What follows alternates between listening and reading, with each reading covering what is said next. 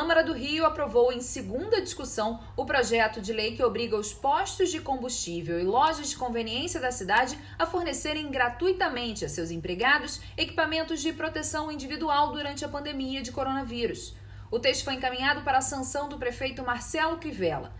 Na justificativa da proposta, foi destacado o alto risco de contágio por Covid-19 entre esses trabalhadores por causa do contato com bicos de bombas de combustível, chaves de carro, máquinas de cartões, cédulas de dinheiro, entre outros utensílios. Vereador, muito obrigada por nos atender. E primeiro queria que o senhor nos contasse como identificou a necessidade de se proteger esses funcionários. Bom, obrigado, Mariana, a todos da TV Câmara. É um prazer estar aqui conversando com vocês, nesse ambiente virtual agora, mas necessário. Na verdade, ela nasce de 2 pontos. Eu recebi uma carta do sindicato, dos trabalhadores dos postos de combustíveis, os frentistas, muito preocupado. São mais de 10 mil trabalhadores na cidade do Rio de Janeiro, inúmeros casos de acometimento de Covid-19 e falecimento também. E eles estavam relatando a falta de material como álcool em gel, até mesmo água e sabão para poder fazer a higienização. E numa reunião com a Secretaria Municipal de Saúde, entre a Câmara de Vereadores e a secretária, e ficou colocado que o posto de gasolina, apesar de ser um ambiente aberto, é um dos locais onde tem um alto índice de contaminação, porque o frentista ele manuseia muitas coisas, seja o pneu, seja a bomba de gasolina, o próprio cartão de crédito, o dinheiro, que é uma questão que de fato é extremamente perigosa. Então, e ele não tinha equipamento de proteção, né? E eles vai muito perto do carro, né? Conversa com quem está enchendo a gasolina ou está fazendo qualquer serviço no posto. Ou seja, ele tem essa aproximação, então faltava desde o equipamento de luva, máscara, álcool em gel, até como sabão líquido para ele poder fazer a higienização. E no posto também de conveniência, já que ficaram abertos, e era uma exigência que eles não queriam muito, isso pelo próprio sindicato, eles não queriam que o posto de conveniência ficasse tantas horas aberto. Até porque tem uma grande questão que são trabalhadores que transitam pela cidade, né? Transitam, a maioria mora em bairros pobres, pegam transporte público, então poderiam se tornar, inclusive, vetores de transmissão na cidade do Rio de Janeiro. Quer dizer, é uma questão, já que estamos numa questão de emergência, de calamidade, trata-se de uma questão de saúde pública também, da dignidade humana e da questão da saúde pública de fato. Então, ali uma conversa com o sindicato, escutando a orientação da Secretaria Municipal de Saúde, que mostrou que o posto de gasolina, depois do supermercado, era um dos maiores locais de concentração do coronavírus. E aí tive essa ideia de materializar em lei a obrigatoriedade, inclusive com multa, para os estabelecimentos que não fornecerem esses trabalhadores. Pois é, de fato, os postos de gasolina são locais muito arriscados, por isso que o senhor disse, tem todo o trânsito de pessoas e tem também a condição de serviço essencial do combustível e as lojas de conveniência que foram uma das primeiras a serem liberadas para as pessoas fazerem suas compras, né? Sim, e há uma movimentação, né? Você vê que a cidade, infelizmente, a gente não fez um isolamento. No começo até tinha uma consciência maior, parecia. Eu sei da dureza que é o isolamento social, as pessoas ficam extremamente agoniadas, essa questão dessa contra-informação, infelizmente, no nosso país, a presidência da República fala uma coisa, o governador fala outra, a prefeitura encaminha de outra maneira, e há uma confusão generalizada. E, de fato, se nós olharmos o nosso país, falta clareza nas informações, né? Falta clareza. E depois há questões econômicas também, da população de baixa renda, que não tem uma garantia para poder fazer o isolamento, ou seja, com a geladeira vazia, ninguém fica em casa, vai para a rua. Então, de fato, esses trabalhadores eles estavam correndo muito risco, né? Porque, primeiro, a doença nasce na classe média e na classe alta, né? Então, quem tem dono de veículo tem um poder aquisitivo maior, de fato. Então, ela começa na Zona Sul. O primeiro caso de morte é uma empregada doméstica que foi trabalhar na casa do patrão, um casal, não me lembro, no Alto do Leblon, que vieram da Itália e que estavam doentes, chamaram a empregada para cuidar. Você vê até a falta de informação não tinha no nosso país e ainda tem muito pouca. e aí ela acaba se contaminando e vem a óbito depois.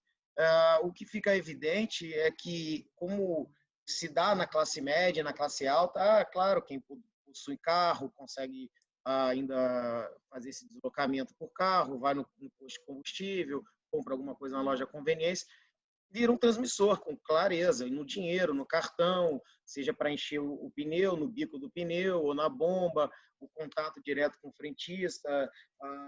E já no início tinha uma campanha não usa máscara para a população, É verdade. e hoje todo mundo usa máscara, quer dizer, então patinou muito ainda, por isso talvez esse resultado tão negativo dos óbitos no nosso país e na cidade do Rio de Janeiro também. Então faltou muito essa informação. Então a importância de proteger esses trabalhadores é uma questão de saúde pública. Então eles protegidos não passam a ser vetores, não transmitem para suas famílias e nem transitam na cidade de fato podendo ser assintomático ou não, vão estar protegidos com a máscara. Claro que não evita a totalidade, mas é uma barreira muito importante, né? É uma medida protetiva de saúde pública. Nem que seja por meio de lei, né? Agora, o que Pois que é, essa é a essa tristeza. norma determina? Quais são os equipamentos que passaram a ser obrigatórios desde então?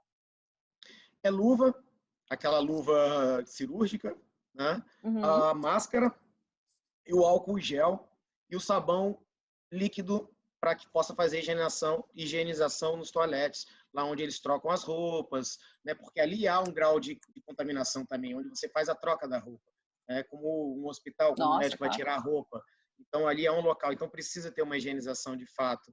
Então, esse material é uma medida que protege, não na amplitude, mas faz um grau de proteção e que deixa que eles possam trabalhar com mais segurança. Essa é uma reclamação dos trabalhadores e das trabalhadoras que, de fato, se sentiam inseguros, né? Tem Uhum. que transitar pela cidade toda, e chegar no trabalho, não ter nenhum lugar direito para lavar a mão, porque sabe que a higienização da mão é uma questão importantíssima. E aí se sentiam, e teve muitos casos, teve 3 falecimentos e muitos casos de contaminação por Covid, né? Pois é, nada demais, né, vereador? Nada do que deveria ser considerado básico em circunstâncias normais, É. especialmente em plena pandemia de Covid-19. Pois é, o que eu fico triste, Mariana, é que eu preciso fazer uma lei, algo que deveria ser uma obrigação do setor privado, até uma medida para ele mesmo, né? Econômica, de fato, né? Porque, claro, pensa no lucro, mas é uma medida que eles protege ele, os trabalhadores, o estabelecimento comercial dele, e não tem essa consciência. Mas eu digo que isso pode ser muito fruto dessa falta de informação, e nós não temos uma campanha no país efetiva de mostrar as consequências do coronavírus. Veio muito depois, e as campanhas são muito rasas. Achar que a máscara vai lhe dar um passaporte imunológico. Não é verdade. A população, você vê, tem muita dificuldade ainda de usar a máscara. Não é uma coisa Bastante. usual da nossa sociedade, que nem Não nós é. vemos na Ásia, em outros países que já se acostumaram com outras gripes, seja aviária, seja suína, ou seja, a influenza. Então, nós não temos muito essa característica. E a gente até se assustava quando alguém estava de máscara na rua. Achava que ela estava ou tinha acabado de fazer uma cirurgia, estava se protegendo, ou transplante. Então, a gente tinha até um pé atrás, ou seja, faltou esse esclarecimento. Então, como não tem É. propaganda efetiva para a população, né? Olha, fique em casa porque a questão é assim, né? Se não fizermos o isolamento social, nós vamos entupir os hospitais, não vai ter atendimento. É como se fosse um funil. Se a gente joga água tudo de uma vez, ele entope, não vai sair. Se joga devagarinho, ele dilui, realmente, né, dissolve, a coisa de fato anda. Então não houve alertando dos perigos, né? Não houve uma propaganda de conscientização do porquê ficar em isolamento, né? O que é isso, isolamento social, como ficar, né? E não houve também campanha, inclusive, para chegar ajuda nos mais pobres. A campanha, você vê as filas e mais filas, isso mostra o quê? Mostra uma falta de gestão. Tem recurso, claro que tem recurso. O Brasil é riquíssimo, tem recurso, tem fundos e mais fundos, ou seja, tem dinheiro em dólar, enfim. E, na verdade, de fato, faltou uma gestão. Então, a medida, na verdade, infelizmente, é triste você ter que fazer projetos de leis para o setor privado ter a obrigação de proteger seus trabalhadores. Essa é a parte triste, né? Me E qual assusta é um pouco. qual é a penalidade prevista? O senhor É mencionou multa multa de R$ 1.000 diária. diária para esses Sim, para estabelecimentos. que descumprir, né? E aí o sindicato fiscaliza. O sindicato é uma grande ferramenta. É um sindicato grande, ele tem poder de Uhum. fiscalizar, denunciar o Ministério Público, Trabalho, né? A própria prefeitura, enfim, a própria fase pode ir lá multar. Então tem vários mecanismos. É uma baita de uma ferramenta para os trabalhadores trabalharem com mais segurança e a própria população que frequentar o posto de gasolina, for numa loja de conveniência, seja tirar um dinheiro na máquina 24 horas, porque teve uma emergência, Uhum. a gente sabe que tem máquina 24 horas e você vai ali com o cartão, vai saber que está um ambiente mais seguro. Os trabalhadores vão estar de máscara, vão estar de luva, vai ter álcool em gel lá dentro, você pode também fazer a higienização. Quer dizer, às vezes você tem que correr numa conveniência, num domingo, e tem uma máquina 24 horas, você precisa retirar um dinheiro, alguma coisa nesse sentido, ou comprar uma bebida ou algo assim de emergência, você vai ter um local seguro. Então, infelizmente, tem que criar a multa, senão eles não cumprem, de fato, É. entendeu? Então, por isso que tem que ter uma sanção. É claro que a gente tentou procurar não fazer uma coisa que seja inviável, mas que, claro, que assuste pelo menos. Olha, se você não fizer, a multa diária é tanto. E como tem sindicato forte, então é fácil de fiscalizar. Com essa norma, a Câmara dos Vereadores demonstra, então, que está vigilante e atenta à população da cidade, especialmente essa população mais pobre. Verdade, Mariana.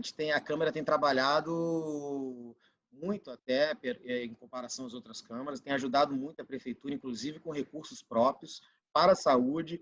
A gente está trabalhando no ambiente virtual, por uma plataforma virtual, onde a gente só está votando projetos de lei que têm relação com o coronavírus, com o Covid-19. A gente aprovou a renda mínima, enfim, a Prefeitura fez seus vetos, mas é a discussão legislativo-executivo, aprovou um fundo para que as pessoas possam doar dinheiro para esse fundo, para que se possa transformar em respiradores, equipamento, tudo voltado para a saúde. A Câmara já doou ao longo desse tempo, não só agora na pandemia, mas já ao longo dos anos passados, praticamente R$ 500 milhões diretamente para a saúde, que foi em construção de clínica de família, que é a atenção básica, onde vai ali na ponta, na miséria, para poder fazer esse histórico e ter o controle da saúde. Então, a Câmara tem trabalhado bastante, claro, uma Câmara muito plural, às vezes saem as faíscas necessárias, mas, de fato, ela tem funcionado trabalhando em prol da cidade do Rio de Janeiro. Né? Com toda a dificuldade de você trabalhar no ambiente virtual, você não ter ali a estrutura da Câmara de Vereadores, que facilita muito, mas eu tenho certeza que a gente tem avançado e há uma consciência coletiva de que nós temos que fazer a nossa parte diante dessa pandemia da coronavírus. Vereador Leonel Brizola, muito obrigada pela entrevista. Até uma próxima oportunidade. Obrigado, Mariana. Obrigado, Gabriel. Obrigado a todos da TV Câmara. Sempre é um prazer atender vocês, viu? Fiquem bem e fiquem seguros.